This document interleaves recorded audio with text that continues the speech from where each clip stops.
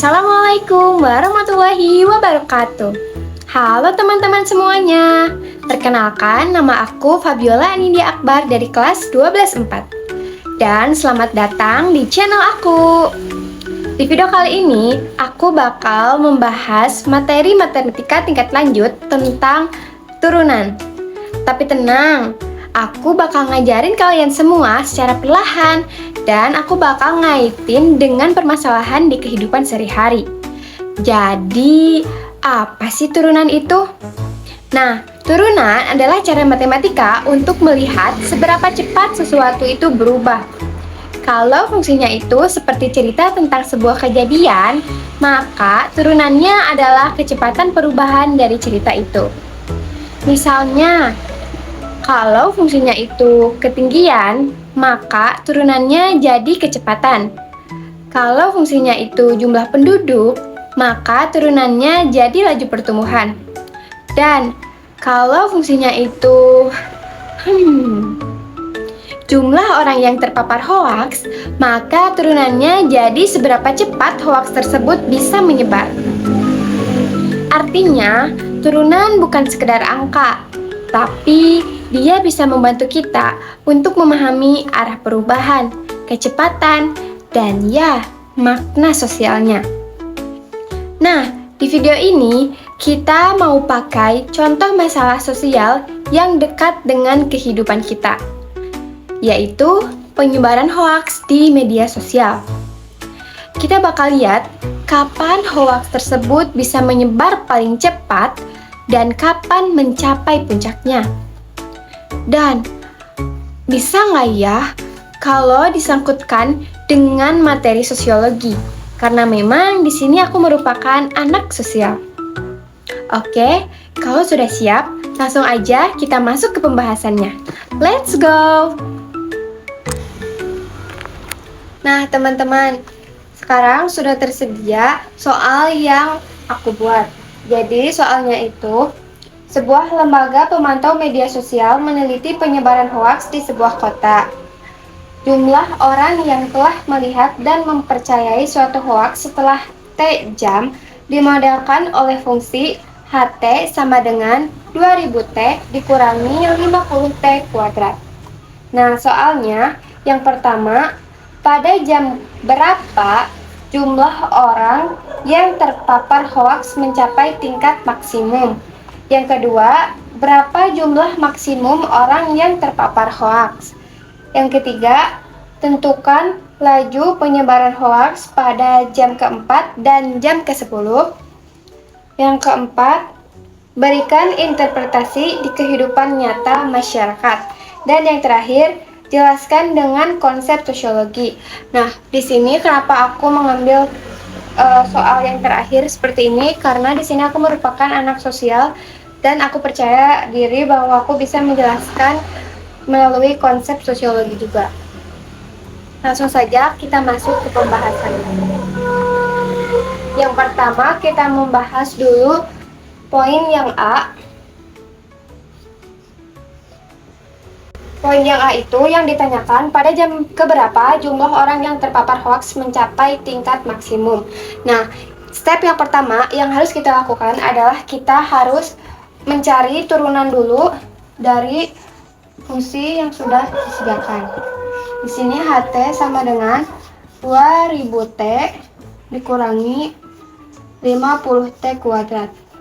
Berarti turunannya adalah 2000 dikurangi 100T.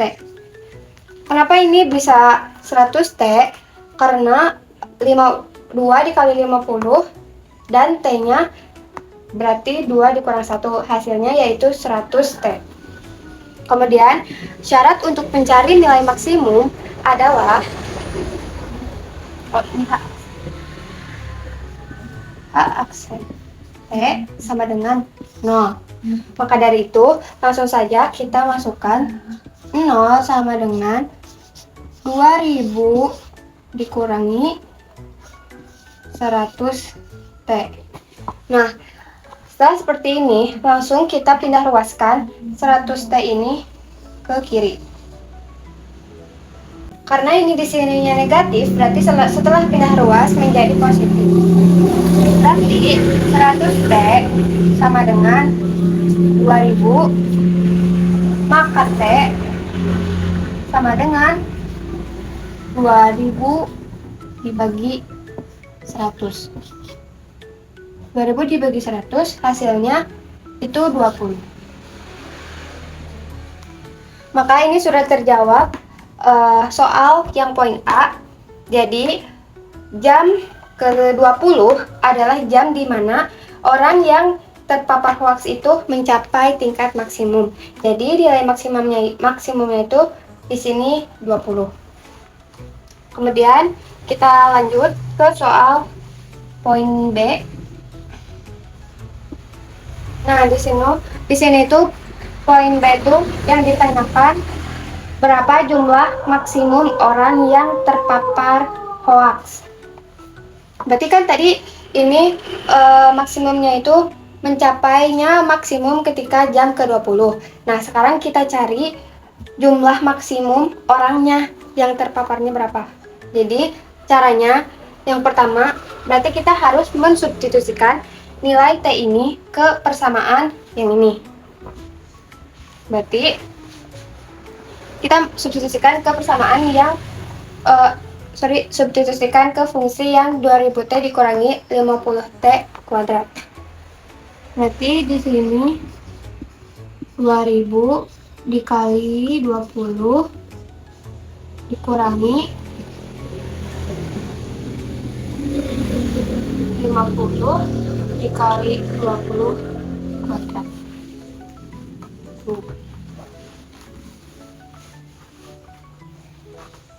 Lanjut, berarti sama dengan 2000 dikali 20 hasilnya 40.000 dikurangi 20 dikuadratkan adalah 400 dan 50 dikali 400 hasilnya adalah 20.000.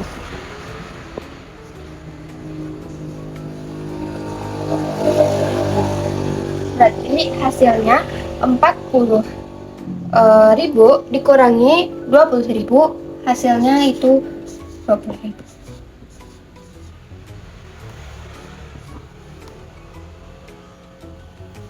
Maka sudah terjawab poin yang B di sini, berapa jumlah maksimum orang yang terpapar hoax. Berarti pada jam ke-20 itu maksimum penyebaran hoaxnya terjadi kepada 20.000 orang. Berarti ini itu 20.000 orang itu pada nilai maksimum jam ke-20. Lanjut kita ke poin yang C. Nah, untuk poin yang C, di sini yang ditanyakannya, tentukan laju penyebaran hoax pada jam ke-4 dan jam ke-10. Di sini kita tinggal substitusikan saja ke persamaan yang ini, yang sudah diturunkan. Nah, berarti di sini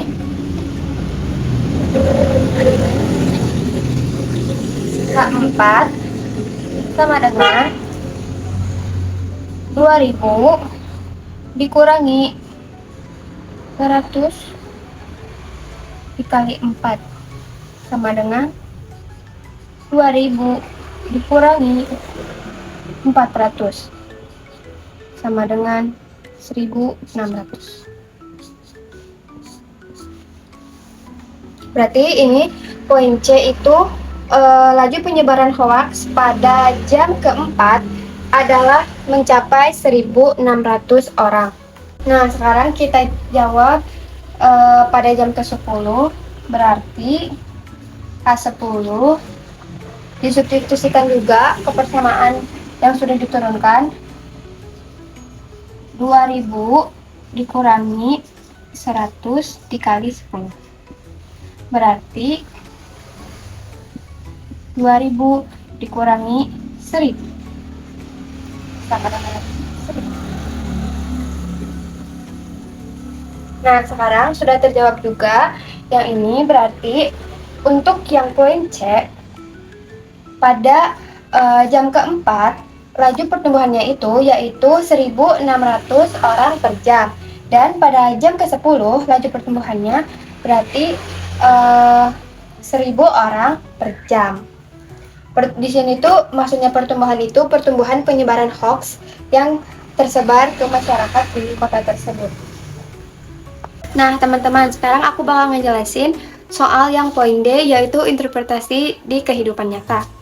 Nah, jadi awal penyebarannya itu terjadi ketika jam keempat dengan laju 1.600 orang per jam. Nah, di situ hoax menyebar sangat cepat. Hal tersebut terjadi ketika banyak pengguna aktif yang langsung nge-share dan juga melihat konten tersebut tanpa mengecek kebenarannya terlebih dahulu, atau ketika akun itu berpengaruh ikut menyebarkan. Kemudian menjelang di tengah-tengah, yaitu dari jam ke-10, lajunya menurun menjadi 1.000 orang per jam. Nah, disitulah hoax masih menyebar, tetapi kecepatannya di situ mulai menurun.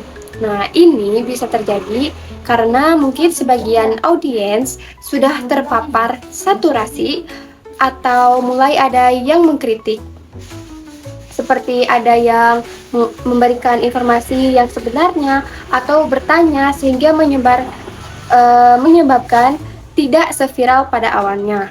Kemudian puncaknya itu terjadi pada jam ke-20 yang totalnya itu 20.000 orang setelah titik ini. Nah, pada saat ini berubahlah tanda menjadi negatif. Artinya, jumlah orang yang baru saja terpapar akan berkurang.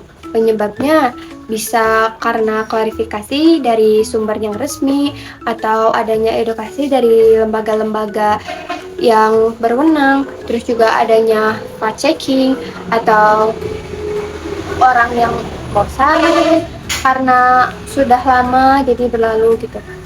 Kemudian untuk implikasi praktisnya ada tindakan cepat, yaitu cek fakta, klarifikasi, interpretasi di jam-jam awal itu sangat efektif untuk mengurangi laju dan juga menurunkan penyebaran hoax tersebut.